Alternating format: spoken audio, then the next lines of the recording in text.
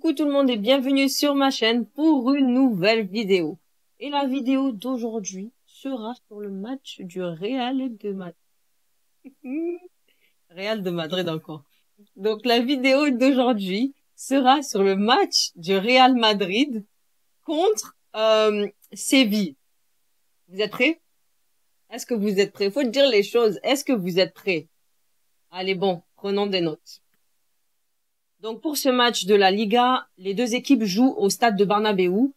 Donc pour cette première demi-temps, le début du match a bien déroulé, a bien commencé, il y a eu beaucoup d'occasions, beaucoup de tentatives et le match a bien essentiellement été dominé par le Real. Il y a eu un premier but de Vasquez à la 9e minute, il me semble, mais qui a fini par être annulé par l'arbitre. Ou pas. C'est quoi qu'ils ont dit? Ils ont quelque chose qui s'appelle la VAR ou le VAR. Je sais pas ce que c'est, mais il me semble que c'est un truc par rapport aux images. La décision d'annulation a été prise par l'arbitre par rapport à une faute qui a été faite à distance, une faute qui a été faite de loin, hors de la zone du but, mais l'arbitre a jugé nécessaire de par les images que le but devait être annulé. Bon, ça, j'ai trouvé ça foutaise. Hein. C'est là où ont commencé les tremblements de terre, le grabuge. Hein. Parce que, faut savoir qu'à la suite de cette décision mauvaise de l'arbitre, comment une fois tu se passes là-bas à l'ouest, hein, et puis toi, là, tu décides ici, là où il y a les cages, il n'y a pas but. Un truc qui se passe derrière, quelque chose d'autre qui est devant. Donc, tu vas visionner les images et puis tu dis, oh, on annule le but. C'est comment? Bon, en tout cas, moi, ça m'a énervé. Ça m'a vraiment énervé, mais continuons. Après cette annulation, bien évidemment, faut bien le savoir, et on l'a tous remarqué, dans cette première demi-temps, on a eu des joueurs du Real assez agacés. Assez agacés dans le sens où il y a eu pas mal de fautes sifflées par cet arbitre. D'ailleurs, même, à force, là, c'est pas pour rien qu'il a été blessé sur le terrain et qu'il est sorti, qu'on l'a remplacé. C'est à cause de trop de foutaises comme ça il a fait là sur le terrain. C'est pour ça que il s'est tenu la jambe. Hein. Il a tenu jusqu'à dehors. On l'a remplacé, venir le masser comme ça sur le terrain. Au revoir, arbitre qui siffle trop. Bon, donc les joueurs du Real ont été très frustrés par rapport aux décisions de cet arbitre. Bon, c'est le jeu, comme on dit, c'est le jeu. La frustration s'est fait ressentir sur le terrain, parmi les joueurs, et même si on sait que le Real détient de bons joueurs, de très bons joueurs en attaque, même si nous savons qu'au Real de Madrid, on a beaucoup de joueurs individuellement performants en attaque, tels que les Vinicius Junior, les Rodrigo et les Brahim Diaz. Nous savons tout ça. Et avec ces joueurs-là, si vous avez pu regarder le match, t'as vu qu'ils ont essayé quand même de tenter à différentes combines entre eux pour percer la défense basse de Séville. Hein? Voilà, pour essayer de mettre un peu de peps dans le jeu, quoi. Donc ils ont tenté de percer la défense de Séville avec des frappes longue distance. Donc je parle de Vinicius et de Valverde. Donc ils ont pas mal tenté des tirs de loin. Par contre, là, les gars, parlons de Valverde, je vais revenir sur lui. On continue. J'ai aussi pu voir que t'as les joueurs comme Tchouaméni et Kroos qui ont quand même tenté de monter et faire un pushing pressing façon très haut pour tenter de marquer. Mais bon, ça n'a pas été suffisant. Pour revenir à Valverde, guys. Valverde. Mais ce gars-là, il a la puissance dans les pieds. Il a il y a la puissance, le cadrement, le cadrage, je sais pas comment tu dis, mais en tout cas, vous avez compris. Le gars a de la puissance dans les pieds. Pourquoi il ne tire pas plus que ça? Et le commentateur, il a fait une remarque par rapport à Valverde. Il a dit que le commentateur a mentionné aussi la frappe de Valverde. Donc, il a nommé ça de sublime. Bien évidemment, ça a été le cas parce que on a senti la poigne et la frappe et l'énergie et sur le terrain. Ce Valverde-là, il devrait plus être présent pour faire plus de frappes comme ça sur le terrain. Tu vois pas ce que je veux dire? Je sais pas ce que vous en pensez, mais moi, en tout cas, quand j'ai vu j'ai dit, hey! Mais Valverde, c'est comment? Il faut qu'il soit un peu plus présent comme ça pour frapper plus. Malheureusement, la frappe de Valverde n'a pas été suffisante. Faut dire les choses. Ça n'a pas été suffisant. Bon, on continue. Pour cette deuxième mi-temps.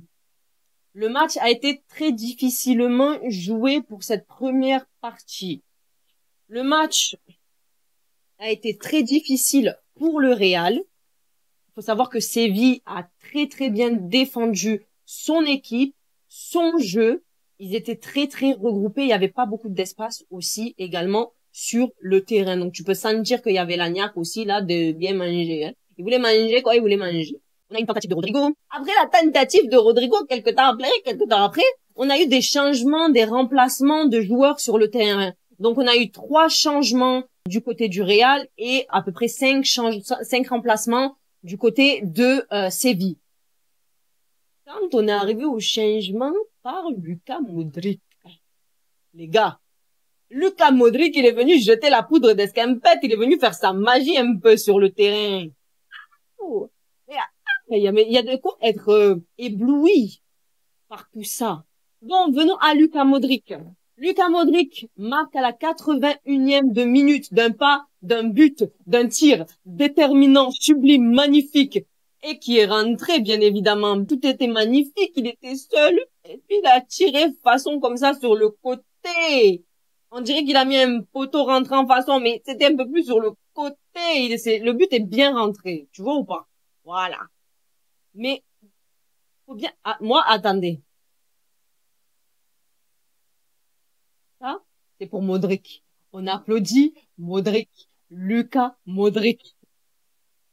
Again, on t'applaudit. Bravo, félicitations. Il faut savoir qu'à son âge, à ses 38 ans, le Luka Modric est très, très, très, très performant quand même. Et puis c'est lui qui a mis but pour son équipe. Qu'est-ce que tu veux dire? Il n'y a rien à dire. Continue de jouer, Luka Modric. J'ai mis Luka Modric, oui, le vieux. Guys, donc, Luka Modric qui a mis son but là. Pendant ce temps, on a un ancien coéquipier de Modric, un ancien joueur du Real, Ramos, qui veut rentrer un peu dans les palabres avec l'arbitre. Pourquoi tu vas aller trop discuter avec l'arbitre pour raconter quoi? Faut rester à ta place, Ramos. Bravo, félicitations. Tu rejoues, tu joues à Séville. C'est un match, voilà, t'as compris. On te fait, attends, faut pas cracher dessus quand même parce que Ramos, c'est un grand joueur du Real. C'était l'équipe team, team avec Cristiano Ronaldo. Bon, là, ce n'est plus le cas, il est ailleurs. Modric est toujours là-bas. Mais Ramos, on t'a rien demandé. Ça veut dire que pour aller parler, discuter dans les oreilles de l'arbitre, là, il t'a rien demandé, retourne où t'étais. T'as voulu dire quoi? Oui, l'autre, il était lambérin, gong. Rudiger, il était hors jeu, oui, certes, mais il n'a fait aucune action pour commettre le hors-jeu. Donc, il n'y avait rien à dire, le but de Modric est magnifique.